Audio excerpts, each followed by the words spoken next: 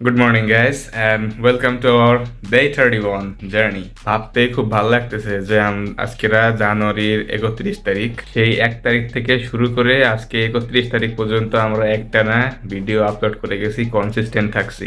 এই ভিডিওটা যখন তোমরা দেখতে পারবা আপলোড হয়ে যাবে আমাদের চ্যানেলে, অতক্ষণে হয়তো আমাদের 1 মাস 31 দিন পুরো কমপ্লিট হয়ে যাবে জানুয়ারি মাসের। আমার লিটারালি খুবই ভালো লাগতেছে, ভেতর থেকে সেই একটা আনন্দ আমি ফিল করতে পারতেছি যে yes, I have done something.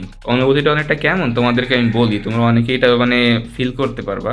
সেটা হচ্ছে আমাদের জীবনে তো অনেকের সামনে তোমার এমন এমন কাজ চলে আসে যেগুলো আমরা শুরুতেই বলি যে oh my God, it's a very hard thing, সেটা আমরা করতে পারবো না, অসম্ভব। পরে যেন ওটা কীভাবে যেন আমরা এটা সম্পন্ন করে ফেলি।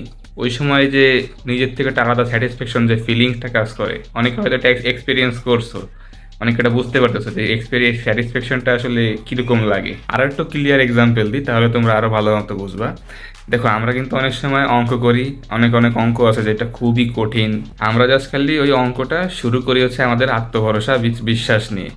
পরে যদি দেখি যে অঙ্কটা যদি কোনো মতো মিলে গেছে, ওই যে একটা ফিলিংস যে আল্লাহ, এই অঙ্কটা তো আমি পারতাম না, খুবই কঠিন ছিল, এটা আমি কেমনে সলভ করলাম, আই এম এ জিনিয়াস, নিজের খুবই বড় অঙ্কবিদ গণিতবিদ মনে হয়, ঠিক আছে। তো ওই যে একটা ফিলিংস কাজ করে এই সময়টায়, আমার এখন মাসে লিটারালি ওরকম হচ্ছে। জানুয়ারি মাসটা শেষ করতেই এরকম একটা শরীরের মধ্যে স্যাটিসফ্যাকশন কাজ করছে। ইনশাল্লাহ এর থেকে বেশি স্যাটিসফ্যাকশন আমার 1 বছরের জার্নি কমপ্লিট করার পরে হবে। তো সবাই আমাদের জন্য দোয়া করবা যেন বছরের প্রত্যেকটা দিন একেবারে টানা কনসিস্টেন্ট থেকে যেন আমরা আমাদের এই জার্নিটা তোমাদেরকে শো করতে পারি। আমার ফ্রেমে হয়তো তোমরা দেখতে পারতেছো এই যে একটা জিনিস, ঠিক আছে। অনেকে ভাবতে পারো যে শোপিস টাইপের, বাট এটা কোনো শোপিস না।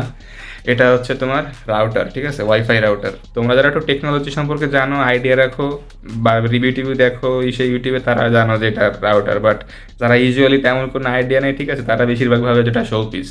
ইভেন আমার বাসায় আমার অনেক আত্মীয় প্রতিবেশীরাও ঘুরে গেছে, ঠিক আছে, আমার রুমে এসে দেখে যে বাড়িটা তো দেখতে খুব সুন্দর, বলছে শোপিসটা তো দেখতে খুব সুন্দর।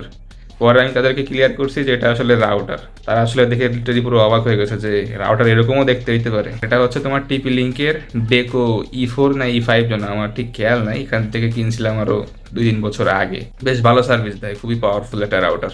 ওকে গাইস, তো রাইট নাও আমরা করতে বসবো প্ল্যানিং, এরপরে শুরু করব স্পিকিং প্র্যাকটিসটা। তো তোমাদের সাথে দেখা হচ্ছে আমার পরে। Good evening guys. আমি বিকালে ঘুমাইছিলাম, এর জন্য হয়তো চেহারাটা একটু ফোলা ফোলা মনে হইতে পারে। এখনো কথা বলার মধ্যে সেই ঘুম ঘুম ভাবটা রয়ে গেছে আর কি। আমি আসলে বুঝছি কয়েকদিন ধরে 2-3 দিন যাবত ধরে কোনো এনার্জি পাচ্ছি না শরীরে। কাজ বাজ যে আমি করবো, আমার শরীরের মধ্যে এসে বা কাজের মধ্যে এসে এনার্জিটা কেমন যেন একটু কমে আসছে।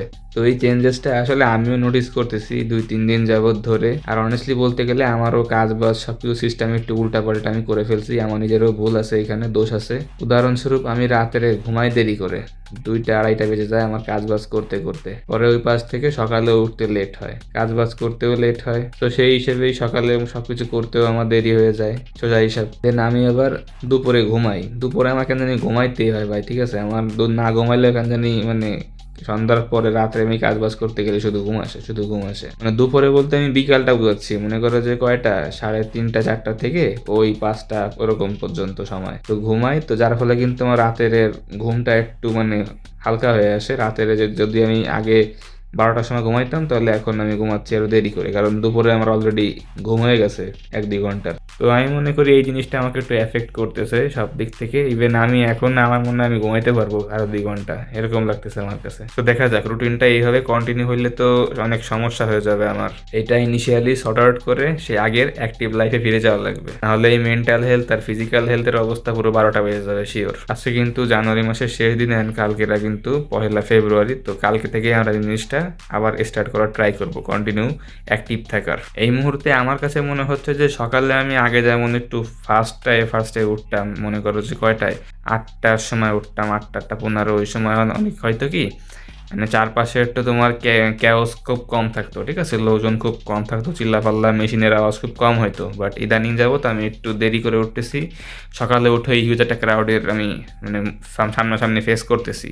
তো যার কারণে হয়তো আমি সেই আগের রিল্যাক্স টাইমটা পাচ্ছি না, হয়তো এর জন্য আমার প্রোডাক্টিভিটিটা একটু হলেও লুজ হয়েছে।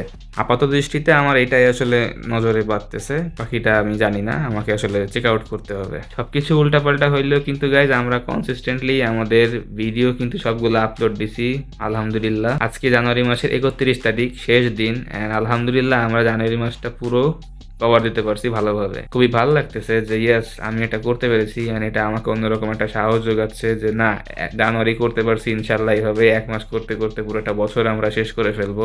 দেখা যাক, আমি আমার বেস্ট ট্রাইটা করবো যেন আমরা পুরোটা বছরই কভার দিতে পারি এভাবেই। তো গাইস, তোমরা তো আমার কথাবার্তা আর ভয়েসটা শুনে একটু বুঝতে পারতেছো যে আমি এখন কথা বলার মুডে নাই, মানে সেই অ্যাক্টিভিটিটা আমার মধ্যে এখন আমি নিজেও খুঁজে পাচ্ছি না, চাইলেও আনতে পারতেছি না। এন্ড আই থিঙ্ক তোমরাও আমাকে এইভাবে দেখে আসলে বোরিং ফিল করতেছো, যেটা আমি একটুও চাই না। তো আমার মনে হয় আজকের এই ভিডিওটা আমার এখানেই স্টপ করা উচিত। তো সবাই ভালো থাকো, সুস্থ থাকো এবং নিজের খেয়াল রাখো।